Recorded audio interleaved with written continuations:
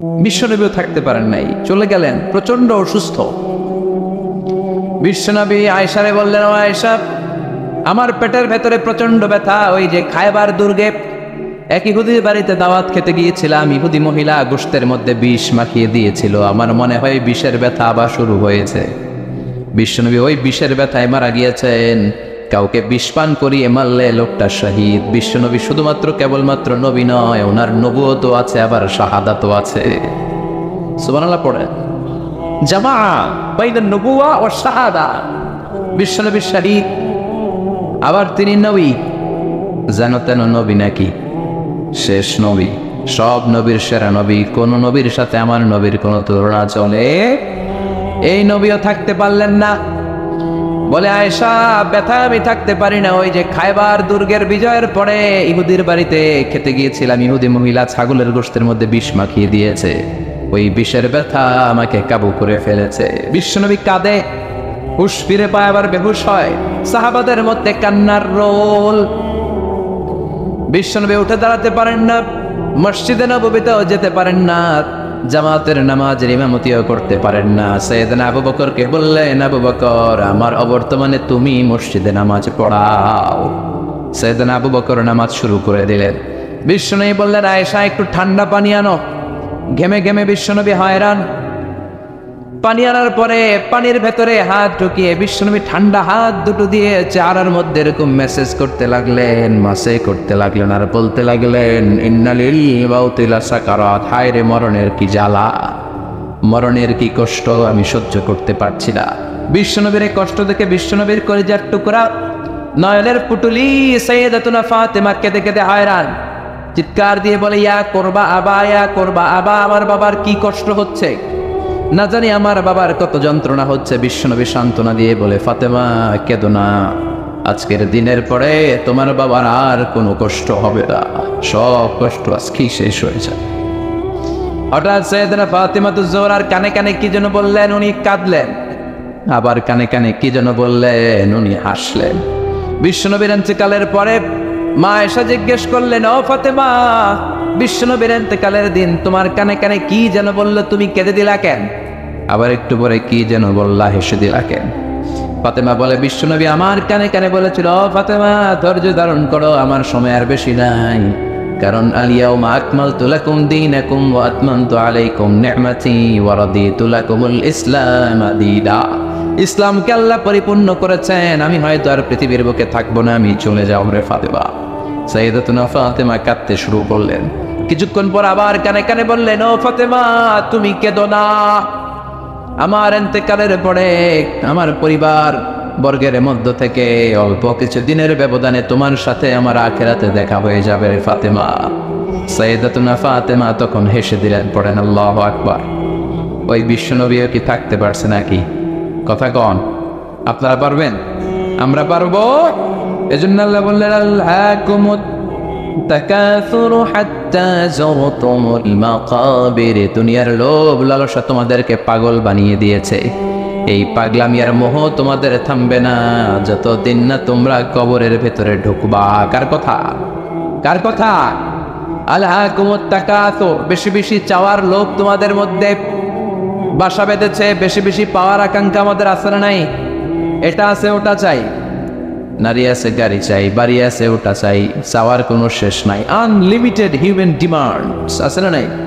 সনের ঘর মনে মনে কয় টিনের ঘর হলে ভালো, আল্লাহ টিনের ঘরের ব্যবস্থা করে দিল।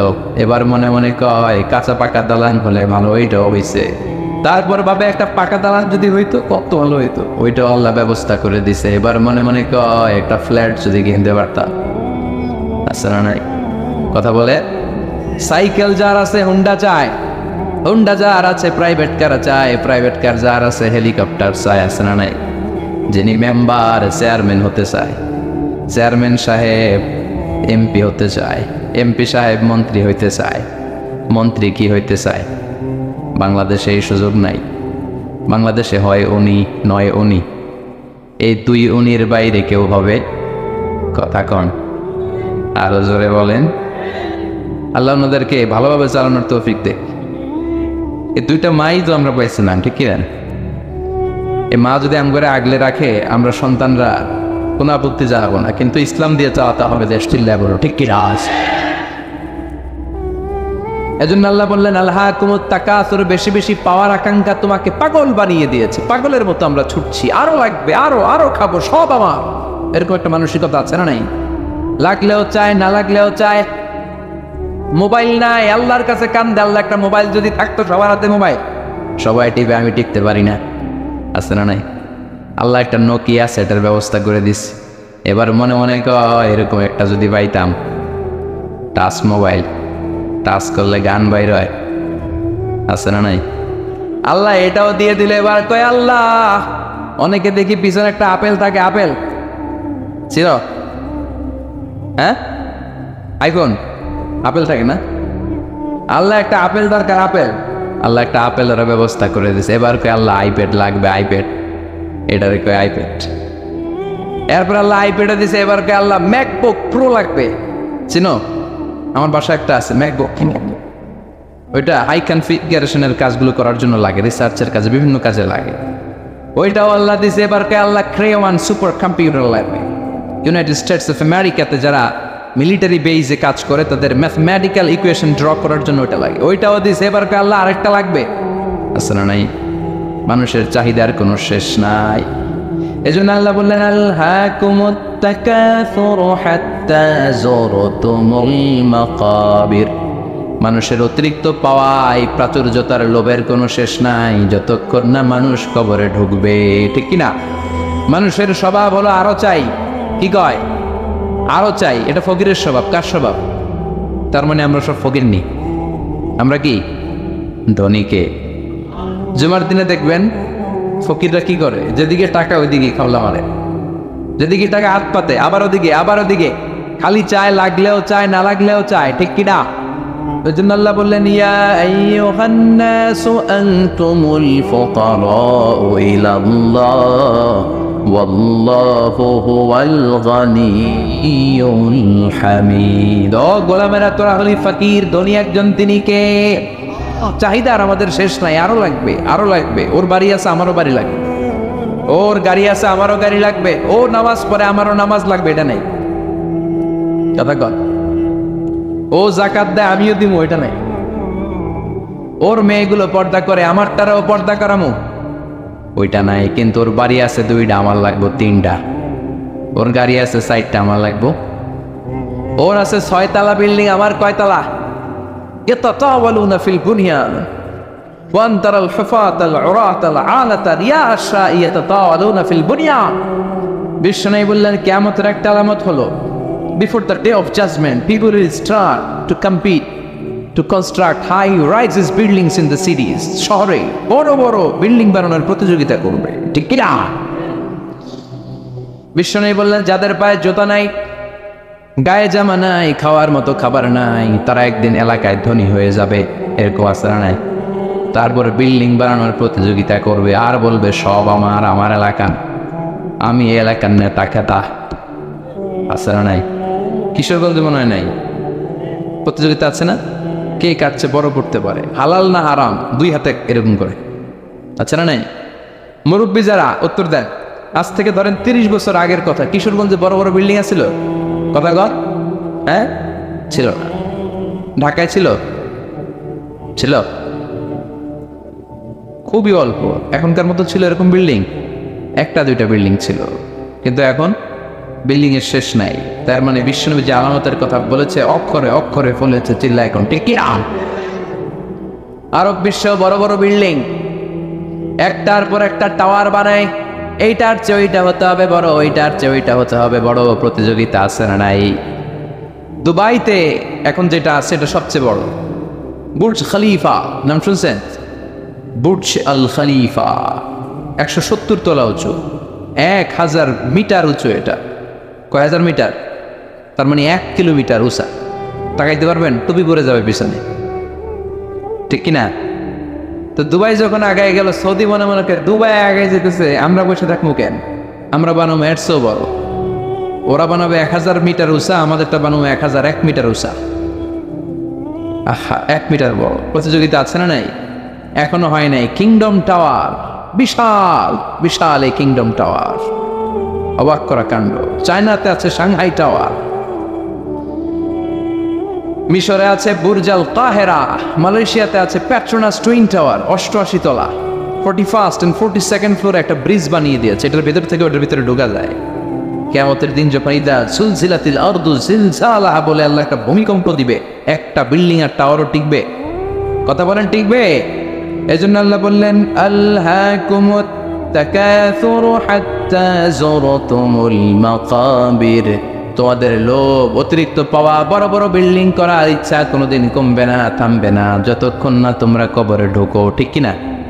টাকা উপার্জন করতে বিল্ডিং বানাতে বাধা নাই, কিন্তু টাকা হইতে হবে হালাল টাকা। কি টাকা?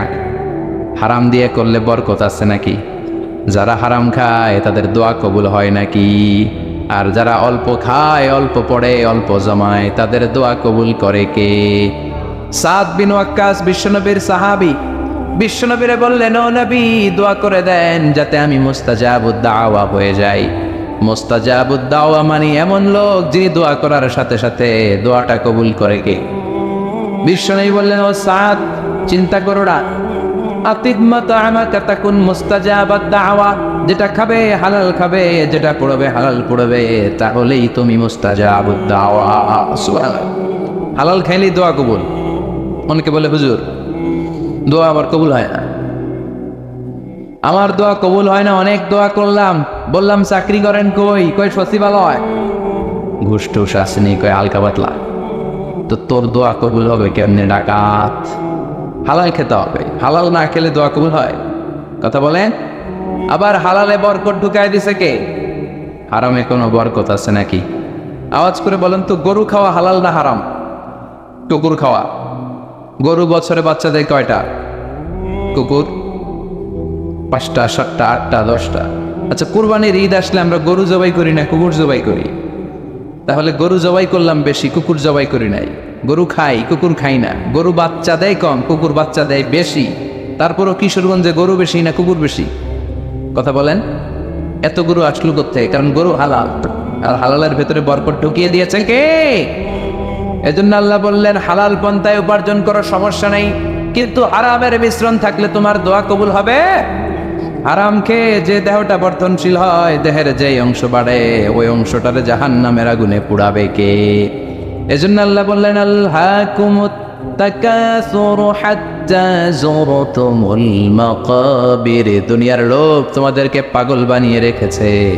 তোমাদের এই পাগলামি কমবে না যতদিন না কবরে না ঢুকো। ঠিক কিনা? কবরে আমাদেরকে ঢুকাই লাগবে, কবরের প্রস্তুতি আমাদেরকে নেয়াই লাগবে। জোরে কোন ঠিক কিনা? বিশ্বনবী বলেন কবরে তোমাদেরকে প্রশ্ন করা হবে, কবরের ভেতরে তোমাদেরকে সুয়াল করা হবে। কয়টা? সবাই কোন?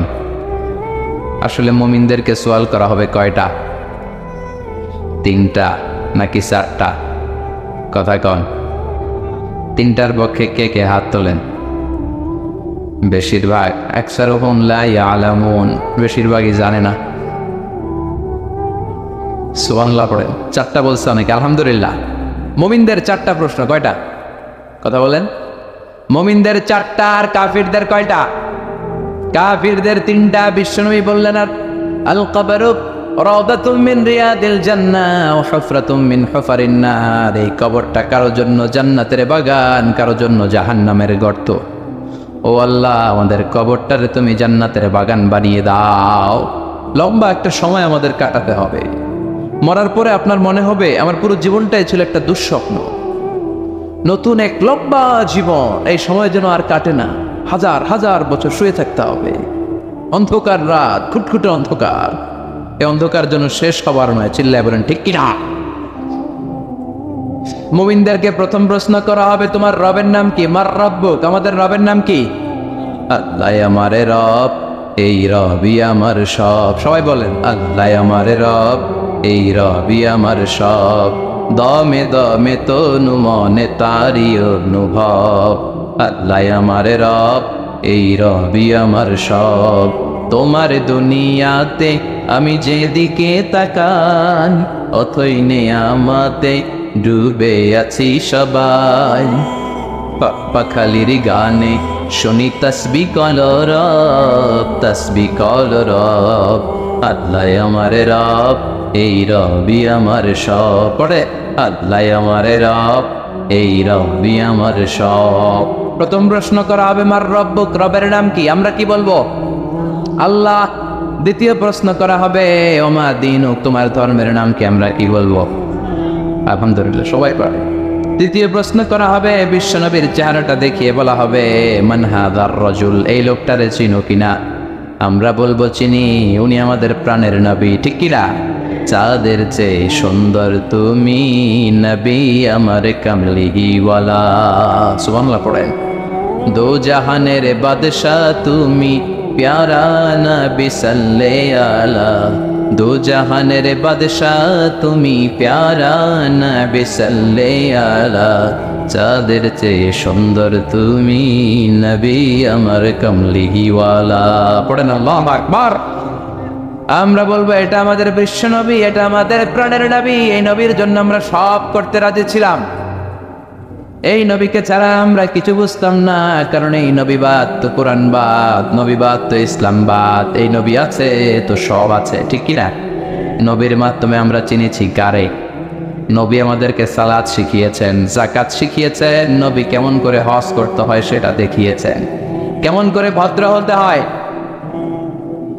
কেমন করে ইনসাফ প্রতিষ্ঠা করতে হয়, কেমন করে বিজাতিদের সাথে আচরণ করতে হয়, কেমন করে পররাষ্ট্রনীতি পরিচালনা করতে হয়, কেমন করে স্ত্রীদের সাথে আচরণ করতে হয়, কেমন করে ছোট্ট ছোট্ট বাচ্চাদের মাথায় হাত বুলিয়ে দিতে হয়, সবকিছু বিশ্বনবী আমাদেরকে শিখিয়েছে, ঠিক কিনা?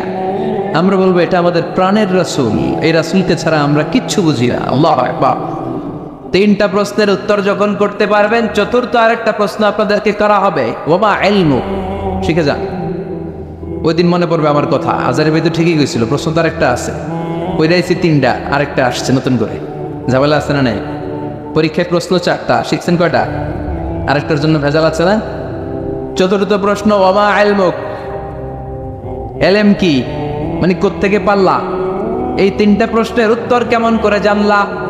কাফনের কাপড়ে লিখে আনছো কিনা, নাকি হাতের মধ্যে কেউ লেখা দিছিল? অনেকে স্কেলের মধ্যে এরকম নকল নিয়ে যায়, আছে না নাই? কাগজের মধ্যে নকল লইয়া মৌজায় ঢুকায়, আছে না নাই? টুবির ভিতরে নকল, আছে না নাই? বোতামের ভিতরে, আছে না নাই? ঘড়ির ভিতরে, আংটির ভিতর, আছে না নাই? ওই যে সব নকলে পিএইচডি করছে এগুলা, যেগুলা কয় আছে।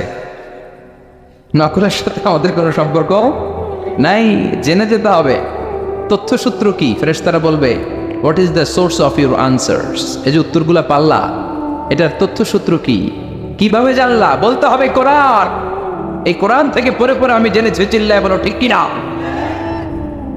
বিশ্বনবীর হাদিস পড়ে জেনেছি, ইসলামী সাহিত্যগুলো পড়ে পড়ে আমি জেনেছি, নকল করি নাই। তার মানে 4টা প্রশ্নের উত্তর দিতে পারবেন, আলহামদুলিল্লাহ। ফেরেশতারাও খুশি, বলবে আহলান সাহলান, খোশ আমদেদ, কংগ্রেচুলেশন। সুবহানাল্লাহ পড়েন।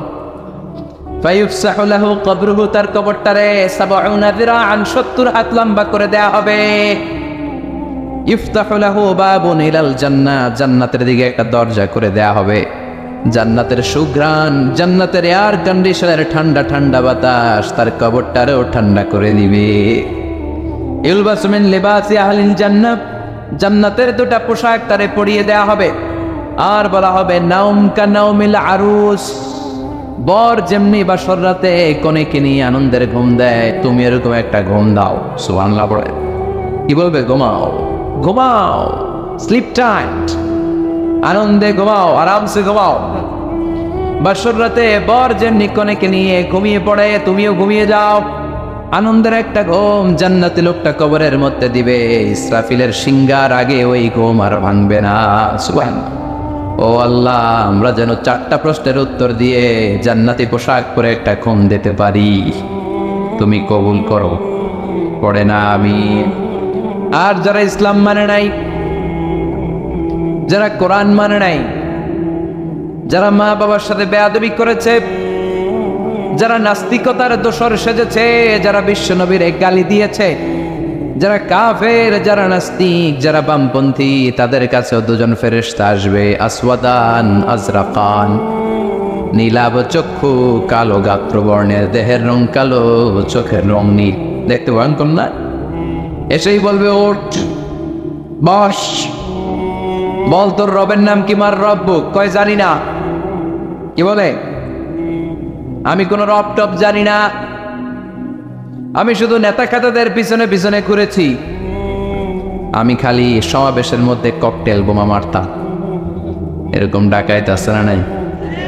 আমি 31st নাইটে মেয়েদের অন্য ধরে টান দিয়েছি, আমি এলাকার মধ্যে টেন্ডারবাজি করেছি, আমি চাঁদাবাজি করেছি, আমার নাম সবাই দিছে কানা রমজান। আছে না নাই? আমি ছিলাম ডাকাত। রক টপ কি আমি জানি না। I don't know anything about it. What are you talking about? Drop. I don't know. কিচ্ছু জানি না আমি, রক টপ কি আমি জানি না। মাফ চাই, দোয়া চাই। ফেরেশতারা বলবে ওকে, দ্বিতীয় প্রশ্ন, ওমা দিন, উত্তর ধর্মের নাম কি? কয় ধর্ম আবার কি? ধর্ম আবার? আমার কোনো ধর্ম নাই। আমি মাও সেতুংয়ের রাজনীতি করতাম, কাল মার্কসের রাজনীতি করতাম, আমি জ্বালাও পোড়াওয়ের রাজনীতি করতাম, আমি মানুষ মারতাম, আমি ছিলাম মার্ডারের বড় ক্যাডার, একের পর এক মার্ডার করতাম খালি আমি। আমার মতো গুলি চালাতে কেউ জানতো না, আমি ছিলাম সন্ত্রাসদের বস, কুখ্যাত সন্ত্রাসী। আমার কোনো দিন নাই। তৃতীয় প্রশ্ন, ওমান হাদার রজুল, এই লোকটাকে? কই চিনি না, তবে ওনারে আমি গালি দিতাম দুনিয়াতে। ওনার বিরুদ্ধে কথা বলার জন্য একটা বিরিয়ানির প্যাকেট পাইলে শাহবাগের মঞ্চে ওইটা আমি সিল দিতাম। আসলে না এরকম টাকে চিনি না, আমি চিনি না, আমি ওনারে গালি মারতাম। ফেরেশতাকে দাঁড়া, আঙ্গুল খেলা শুরু করতেছে। তিনটা প্রশ্নের উত্তর যখন দিতে ব্যর্থ হলো, ফেরেশতারা বলবে হায় আফসোস, লা দারাইতা ওয়ালা তালাইতা, কিছুই তো পারলি না তুই, কপাল পোড়া ডাকাত, কিছুই পারলি না, এখন তোর কি হবে? হাতে থাকবে বিশাল হ্যামার, ফাইদরাবু বিমা তারাকা মিন হাদিদ, লোহার একটা হাতুড়ি দিয়ে মাথার মধ্যে দিবে বাড়ি। ও মা গো, বইয়া দিব চিৎকার। এক বাড়িতে মাথা নাই, ঠ্যাং নাই, দেহটা চূর্ণ বিচূর্ণ হয়ে যাবে, 70 গজ জমিনের ভেতরে ঢুকে যাবে। ওর চিৎকারে পুরো কবরস্থানটা তখন থারথার করে কাঁপবে। এই হলো 1 নম্বর শাস্তি। 2 নম্বর শাস্তি, দেহটা আবার মিলে যাবে, আবার হাতুড়ি দিয়ে বাড়ি, আবার ও মা গো বলে চিৎকার,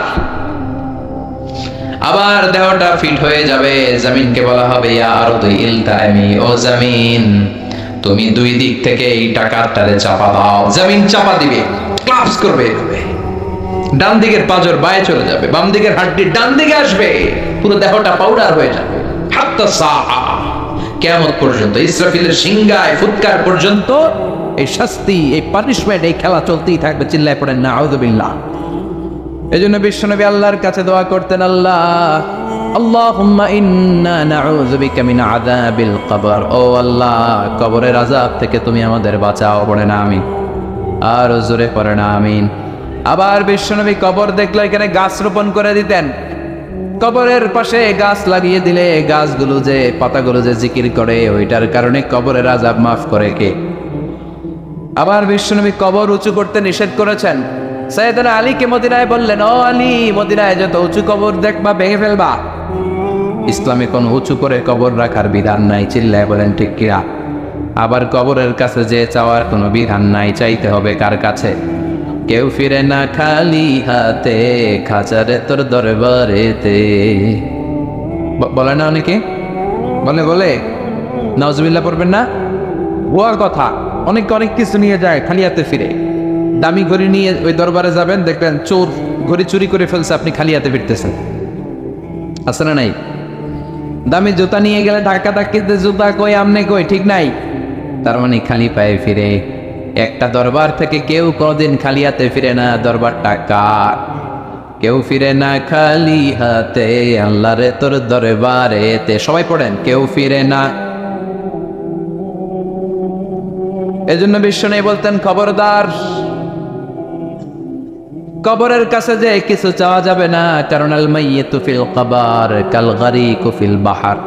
সাঁতার না জানা ব্যক্তি সাগরে পড়লে যেরকম অসহায়, কবরে গেলে মানুষ তেমন অসহায়, ঠিক কিনা? উনি আপনারে কিছু দিতে পারবেন, আপনি দিয়ে আসবেন, আপনি যে দোয়া করবেন তার মাগফিরাত কামনা করবেন, ঠিক কিনা? বিশ্বনবী প্রথমে কবর জিয়ারতের নিষেধ করেছেন, পরে আবার অনুমতি দিয়েছেন। বিষ্ণু বলেছেন, নাহাইতুকুম আন জিয়ারাতিল কুবুর আল-আনা ফাজুরুহা ফাইন্নাহা তুযাক্কিরুল আখিরা। আগে আমি কবর জিয়ারত করতে বারণ করতাম, এখন আমি অনুমতি দিলাম কবর জিয়ারত করো। কবর জিয়ারত করা সুন্নাত, কোন সুবহানাল্লাহ। কবর জিয়ারত করেন, আব্বার কবরের সামনে যান, মায়ের কবরের সামনে দাঁড়ান, মাস্ক চান, আর চিন্তা করেন আব্বারে তো আমার হাতে রেখে গেলাম এইখানে, আমারও তো দাড়িগুলো সাদা হতে শুরু করেছে, চুলগুলো পাকতে শুরু করেছে, আর কয়েক বছরের ব্যবধানে হয়তো আমার ছেলেও আমার লাশটা এনে আমার এইখানে রেখে যাবে। এই চিন্তা তখন আসবে, চিল্লা এখন ঠিক কিনা? এজন্য চাওয়া যাবে কবরে যে কিছু চাওয়া যাবে? চাবেন কার কাছে? অসুস্থ, সুস্থ করে কে? পরীক্ষায় পাশ করতে পারেন না, তৌফিক দিতে পারে কে? চাকরি নাই, বেকার, চাকরির ব্যবস্থা করবে কে? ব্যবসায় মন্দা, ব্যবসায় সফল করে দিতে পারে কে? বিয়ে হচ্ছে না, বিয়ের ব্যবস্থা করবে কে? বিয়ে হয়েছে, সন্তান নাই, সন্তান দেয় কে? মেয়ে হয়েছে, ছেলে নাই, ছেলে দেয় কে? ছেলে আছে, মেয়ে নাই, মেয়ে দেয় কে? দুইটাই দেয় কে? আবার কাউরে কিচ্ছু দেয় না, তিনি কে? সুন্নাত নয় শুধু সুমধুর আলাপ, আর সুন্নাত হলো হুঙ্কার গর্জন, ঠিক না? সুন্নাত নয় শুধু পাগড়ি মাথায় দেয়া, আর সুন্নাত হলো অন্যায় বাধা দেয়া। অন্যায় বাধা দিবেন? রাজি আছেন নাকি দেখে মুখ বুজে সহ্য করবেন? বাধা দেওয়ার দরকার আছে না নাই? অন্যায় দেখতে দেখতে, শুনতে শুনতে, হেকমত করতে করতে প্রতিবাদের ভাষাটুকু আমরা হারিয়ে ফেলেছি, চিল্লা এখন ঠিক কিনা? সুন্নাত নয় শুধু মেষ চড়াতে যাওয়া, আর সুন্নাত হলো রাষ্ট্রনায়ক হওয়া, ঠিক কিনা? নাকি কোরআনের শুধু অর্থনীতি, কোরআনের সমাজনীতি মানবেন, কোরআনের রাজনীতি মানা যাবে না? কোরআনের ভেতরেও রাজনীতি আছে না নাই? বিশ্বনবী মদিনার প্রেসিডেন্ট ছিলেন কি ছিলেন না? মদিনার চোরগুলো ধরে ধরে বিশ্বনবী হাত কেটে দিয়েছে কি দেয় নাই? মদ যারা খেয়েছে মাইট দিয়েছে কি দেয় নাই? নামাজ যারা পড়ে নাই, এক ওয়াক্ত নামাজের জন্য 5 বেত মদিনার রাষ্ট্রে ছিল কি ছিল না? আজকেও যদি আমার দেশের প্রধানমন্ত্রী, প্রিয় প্রধানমন্ত্রী ঘোষণা দিয়ে দেয় কালকে থেকে একটাও বেনামাজি থাকতে পারবে না, এক ওয়াক্ত নামাজ মিস হলে 5টা করে বেতের বাড়ি। বক্তা সাহেব বক্তব্য দেওয়ার পর নামাজ না পড়লে বক্তার পেছনে 5 বেত আছে না নাই? আপনারা কইছেন, আমি কই নাই, আমার কোনো দোষ নাই। এই নিয়মটা যদি হতো, বিশ্বনবী বলেছেন ইন্নাল্লাহা মা ইয়াযাউ বিস-সুলতান লা ইয়াযাউ বিল কুরআন। আল্লাহ মাঝে মাঝে ক্ষমতার প্রয়োগে সমাজে যা করান ওটা কোরআন দিয়েও করায় না। এজন্য প্রধানমন্ত্রী মাইরের ঘোষণা দিবে আর আমরা ওয়াজ করে যাব। মাইর আর ওয়াজ দুইটার বিনিময়ে বাংলার জমিনে ইসলাম কায়েম করায় দিবে কে? আমরা সারা জীবনও ওয়াজ করে যেটা করতে পারবো না, ক্ষমতার মসনদ থেকে একটা অর্ডার আসলে বাংলাদেশে ইসলাম কায়েম হয়ে যাবে। সুন্নাত নয় শুধু মেষ চড়াতে যাওয়া, আর সুন্নাত হলো রাষ্ট্রনায়ক হওয়া। মহাব্বতে তার সুদিনের সাথী তুমি, দূরে দিনেও তার পাশে থাকো কি? আরো কিছু সুন্নাত আছে তুমি জানো কি? জানলেও জীবনে কখনো তা মানো কি? সুন্নাত নয় শুধু দাওয়াতের মেহমান, ঠিক না? সুন্নাত নয় শুধু খাওয়া শেষে মধুপান, আরো কিছু সুন্নাত আছে তুমি জানো কি? জানলেও জীবনে কখনো তা মানো কি? চিল্লায় বলেন ঠিক কিনা? এজন্য অর্ধেক মানবেন না পুরাটা? পুরা। 3-এর 2 মানবেন না পুরা? 4-এর 3 মানবেন না পুরা? পুরা কোরআন যদি মানেন তবে আপনি মুমিন। আধা আধা মানলে মুমিন নয়। তা আপনারা কি? যদি আধা আধা মানেন তাহলে মুমিন নন, তাহলে তারা কি? আফাতুমিনুনা বিবাদিল কিতাব ওয়া তাকফুরুনা বিবাদ। কিছু মানবা কিছু ছাড়বা, মুমিন নও, তুমি কাফের। চিল্লা এখন ঠিক কিনা?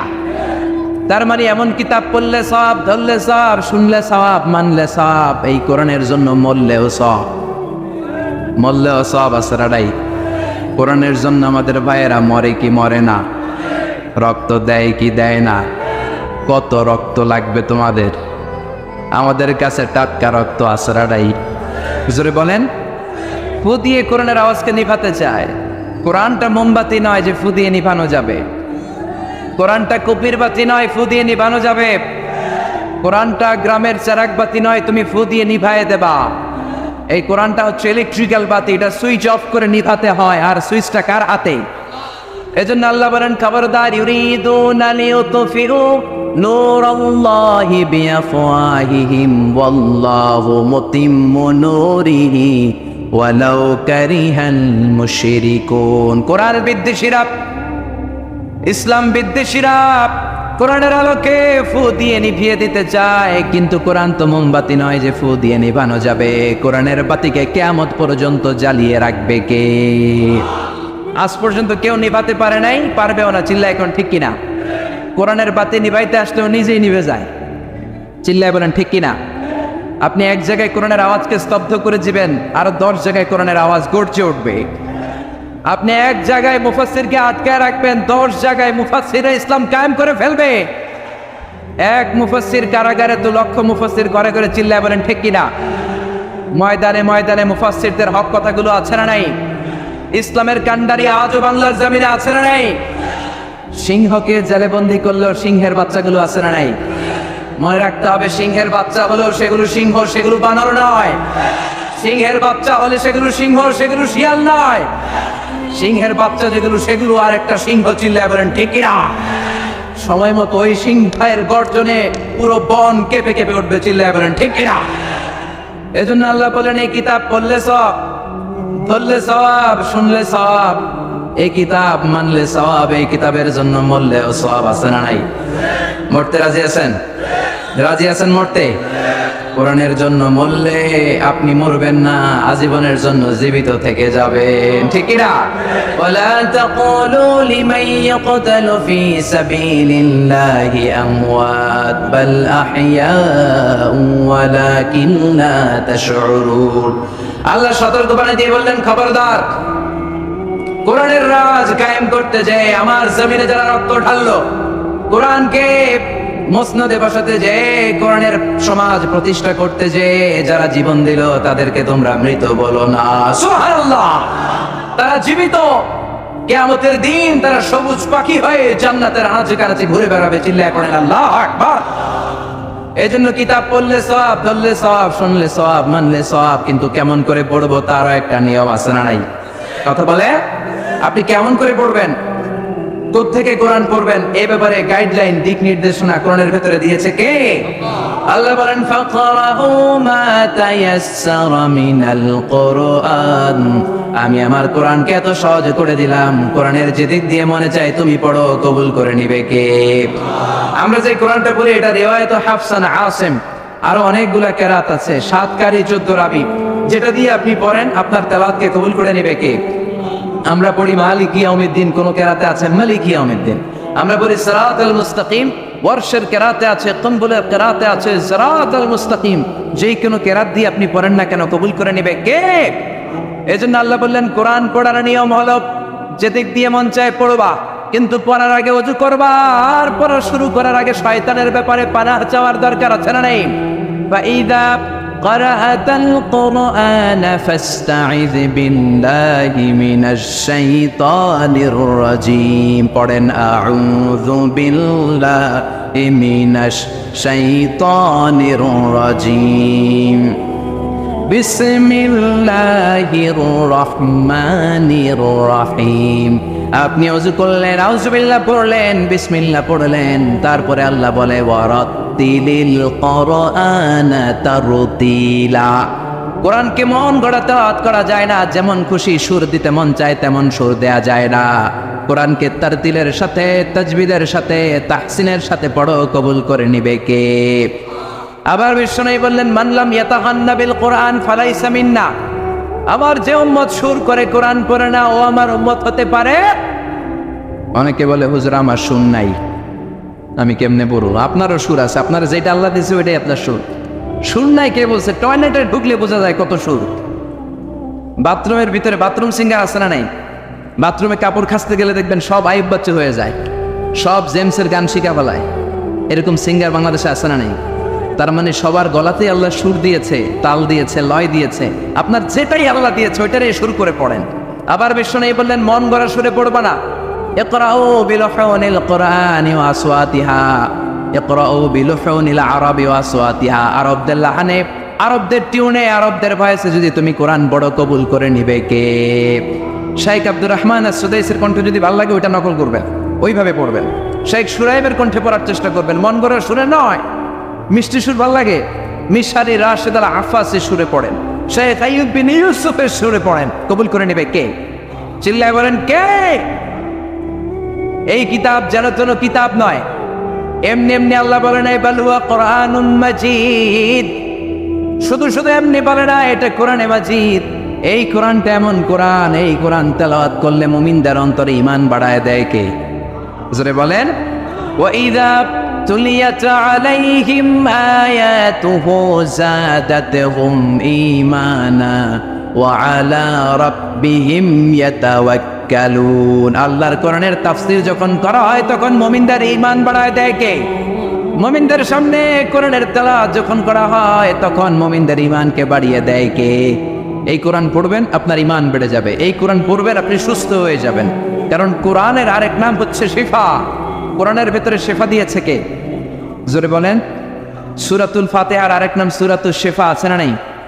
আমরা অসুস্থ হলে এইটা করি ওইটা করি। বিশ্বনবী ঝাড়ফুঁক করতেন, আঙ্গুলে একবার বল্লা পোকা কামড় দিল, আয়েশারে বললেন লবণের পানি গরম করে ঢালো, লবণের মধ্যে আছে সোডিয়াম ক্লোরাইড। আর বিশ্বনবী এই কোরআনুল কারীমের সর্বপ্রথম যে সূরাটা সূরাতুল ফাতিহা তেলাওয়াত করে ফু দিতে আরম্ভ করলেন, পড়েন আলহামদুলিল্লাহি রাব্বিল আলামিন আর রহমানির রহিম। মায়েশার লবণের পানি ঢালা শেষ, বিশ্বনবীর সূরা ফাতিহা তেলাওয়াত শেষ, বিশ্বনবীর আঙ্গুলের ব্যথাও শেষ। মায়েশা বললেন ইয়া রাসূলুল্লাহ, আপনি নবী মানুষ, ফু দিলেই ভালো হয়ে যায়, আমারে কষ্ট দিলেন কেন? আমার লবণের পানি বসাইতে বললেন কেন? বিশ্বনবী বললেন আয়েশা, লবণের পানি দিয়ে চিকিৎসা হয় আর সূরাতুল ফাতিহা দিয়ে রুকিয়া হয়, ঝাড়ফুঁক। ঝাড়ফুঁক আর চিকিৎসা দুইটার সমন্বয়ে রোগ ভালো করে দেয় কে? কেউ যেটা পারে না পারে কে? কেউ যেটা দেয় না দেয় কে? এজন্য কোরআনের মধ্যে শিফা আছে, শিফা আছে। ফু দিলেই সুস্থ, কিন্তু ওই ঈমানটা আমাদের লাগবে, ওই ইখলাসটা আমাদের লাগবে, ওই সিনসিয়ারিটি লেভেল যদি আপনি নিজের মধ্যে নিয়ে আসতে পারেন। সূরাতুল ফাতিহা পড়ে ফু দিল, দুরারোগ্য ব্যাধি থেকে আপনারা সুস্থ করে দিতে পারে কে? এজন্য আল্লাহ বললেন ওয়ানুনাজ্জিলু মিনাল কুরআনি মা হুয়া শিফাউ ওয়া রাহমাতুন লিল মুমিনিন ওয়া লা ইয়াজিদুয যালিমিনা ইল্লা খাসারা। ও নবী, কোরআনকে আমি শিফা হিসেবে নাজিল করলাম, রহমত হিসেবে নাজিল করলাম।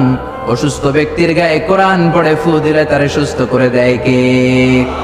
ইবনু মাজাহ শরীফ একটা হাদিসের কিতাব, এই হাদিসের কিতাবে একটা বাবই আছে, বাবুল ইস্তিশফা বিল কুরআন, খায়রুদ দাওয়া আল কুরআন। যে জিনিস দিয়ে তোমরা সবচেয়ে বেশি চিকিৎসা নিতে পারো, শিফা নিতে পারো, সেটার নাম হচ্ছে কোরআন। চিল্লায় বলেন সেটার নাম কি? কোরআন। আরো জোরে বলেন না, সেটার নাম কি? কোরআন। বিপদের সময় কোরআন পড়লে বিপদ থেকে আপনারা মুক্ত করবে কে? আপনাকে ডাকাত ধরেছে, আপনাকে ছিনতাইকারীরা ধরেছে, আপনি সূরাতুল ইয়াসিনের প্রথম 9 আয়াত তেলাওয়াত করেন, আপনারে বিপদ মুক্ত করে দিবে কে? আল্লাহ। ডাকাতদের চোখকে অন্ধ করে দিবে কে? আল্লাহ। আমি নিজে প্রমাণ।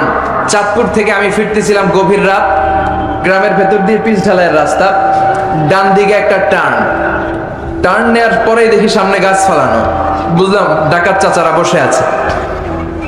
ডান দিক থেকে বাম দিক থেকে টর্চ মারে, ভয় পেয়ে গেলাম, ঘটনা কি? নিশ্চয়ই ডাকাত। আল্লাহর নাম নিলাম, বিপদে পড়লে একজনের নাম নিতে হবে, তিনি কে? ড্রাইভারকে বললাম আস্তে করে পিছনের দিকে যাও, আর পড়তে আরম্ভ করলাম ইয়াসিন ওয়াল কুরআনিল হাকীম ইন্নাকা লামিনাল মুরসালিন আলা সিরাতিম মুস্তাকিম। পড়তে আরম্ভ করলাম, আল্লাহর কাছে সাহায্য চাইতে আরম্ভ করলাম। কিছুক্ষণ পরে ডাকাতদের একজন এসে গাছ সরাই দিয়ে বলে হুজুর যান, কোনো সমস্যা নাই। সুবহানাল্লাহ। সুবহানাল্লাহ কইতে পারলেন না? এটা কোরআনের মুআজিজা। এটা কার মুআজিজা? যাবেন কার কাছে? মনে থাকবে নাকি মাজারে যাবেন? কিশোরগঞ্জে তো মাজার নাই না? কম না? একেবারে হ্যাঁ কম না? ভণ্ডামি নাই তো? ওই যে লাল শালু দিয়ে রাখে, মাথায় চুল জট পাকায় রাখে, মাজারের উপরে মশারি দেয়, আগরবাতি দেয়, আছে আছে? অনেক এলাকায় মাজারের উপরে মশারি টাঙায় রাখে, আছে না নাই? কেন মশারি দেয়? মশা কামড়ায়? ব্রাহ্মণবাড়ি আছে মাজারে মশারি দেয়, দেখবেন ওর বাপের মশাই খায়, মারে মশাই খায়, ওর মায়ের ডেঙ্গু, ওর বাপের ডেঙ্গু, বাপের মশারি না দিয়ে বাবারে মশারি দিছে। মাজারে আবার মোমবাতি লাগে, আছে না নাই? কারণ কি? আল্লাহর ওলি দেখে না নিচে গেছে নাকি? কপাল পোড়া। এই মোমবাতি গুলো গরিবদের হাতে তুলে দেবে। অনেক ছেলে আছে মেধাবী, রাতের বেলা পড়তে পারে না, মোমবাতি লাগিয়ে তারা পড়বে। তাদেরকে সহযোগিতা করলে আপনার আব্বার কবরটারে আলোকিত করে দিবে কে? আল্লাহ। কথা বলেন কে? এই জন্য মাজার ব্যবসার সাথে ইসলামের কোনো সম্পর্ক? মাজার কেন্দ্রিক যত ব্যবসা, এগুলোর বিরুদ্ধে সামাজিক আন্দোলন গড়ে তোলেন। যারা লাল সালু পড়ে থাকে, নামাজ নাই, রোজা নাই, জিকির নাই, কয় আমরা মারেফতের লোক, আছে না নাই? কিসের পথ? মারেফত। আসলে এটা মায়ের পথ, ঠিক কিরা? কিন্তু দিল বান্দা কালমা চোরে, না পায় শ্মশান, না পায় ঘোরে, দিন থাকিতে আইরে পথে ছাইড়া দে ভণ্ডামি, ভণ্ডামি, ভণ্ডামি, ভণ্ডামি, ছাইড়া দে ভণ্ডামি। নামাজ কালাম পড়ে না, ইবলিস শয়তানের নানা, আছে না নাই? নামাজ রোজা নাই, এদের সাথে শরিয়ার কোনো সম্পর্ক নাই। এরা নতুন নাম দিছে, কয় মারেফত। ওনাদেরটা কি?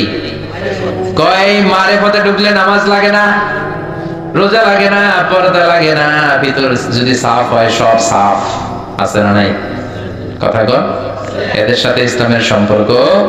নামাজ কালাম পড়ে না, ইবলিস শয়তানের নানা, ধর্মের একখান খুঁটি ধইরা কয়দিন করবা হয়রানি, ভণ্ডামি, ভণ্ডামি, ভণ্ডামি, ছাইড়া দে ভণ্ডামি, ঠিক না? এগুলোর বিরুদ্ধে সামাজিক আন্দোলন গড়ে তোলেন। এগুলোর সাথে ইসলামের কোনো সম্পর্ক। কবরে যান, সালাম দেন।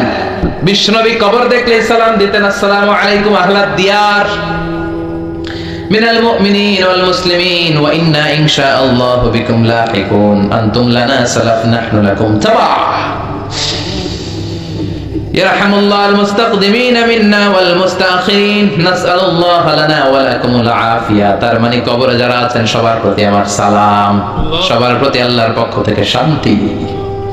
আপনারা আগে গেছেন, আমরা পরে আসতেছি। আমি কবরের উপর দাঁড়িয়ে আছি মানে এই না যে আমি ঢুকবো না, উনি আগে গেছে, আমি পরে। কুই আগে রওনা হয়, কুই পিছে রওনা। কেউ আগে যাবে, কেউ পরে যাবে। দ্য ডেস্টিনেশন ইজ সেম, গন্তব্য একটাই। চিল্লা এখন ঠিক কিনা? আল্লাহ আপনাদের উপর রহম করুক, আমাদের উপর রহম করুক। আল্লাহ আমাদের সবাইকে মাফ করে দেখ, পড়ে না আমি আর জোরে পড়ে না আমিন। এজন্য কবরে আমাদেরকে যেতেই হবে, কবরের প্রস্তুতি আমাদেরকে নিতেই হবে। এজন্য আল্লাহ বললেন, আল্লাকুমুত তাকাসুর হাত্তা যুরতুমুল মাকাবির। তোমাদের দুনিয়ার লোভ লালসা কোনদিন কমবে না যতদিন না তোমরা কবরের ভিতরে না ঢুকো। কার কথা? এই কবরে না ঢুকা পর্যন্ত আমাদের লোভ লালসা কমবে না। বিষ্ণুই বলেন, লাউ আন্না লিকুল্লি ইবনি আদম ওয়াদিয়ান মিন যাহাব। তোমাদের সবাইকে যদি একটা করে স্বর্ণের পাহাড়ের মালিক বানিয়ে দেয়া হয়, আহাব্বা আইয়াকুনা লাহু ওয়াদিয়ান, সে চাবে আরেকটা স্বর্ণের পাহাড়ের মালিক কেমন করে হওয়া যায়, ঠিক কি না? আমি আমার যদি স্বর্ণের একটা পাহাড়ের মালিক আল্লাহ করে দেয়, আমার 14 পুরুষ খাইয়া শেষ করতে পারবে? আল্লাহ বলেন, প্রত্যেককে যদি একটা করে স্বর্ণের পাহাড়ের মালিক বানিয়ে দেই, তারপর সে চাবে আরেকটা পাহাড়ের মালিক কেমন করে হওয়া যায়। লাইয়ামলা আফাহু ইল্লা তুরাব। কবরের মাটি তোর মুখে ঢোকার আগ পর্যন্ত তোর এই খাই খাই স্বভাব বন্ধ হবে। এজন্য আল্লাহ বললেন, আলহাকুমুত তাকাসুর। দুনিয়ার প্রাচুর্যতা তোমাদেরকে মোহাচ্ছন্ন করে রেখেছে। হাত্তা যুরতুমুল মাকাবির। এই মোহ তোমাদের কোনোদিন কাটবে না যতদিন না তোমরা কবরে ঢুকো। এজন্য কবরের চিন্তা থাকার দরকার আছে না নাই?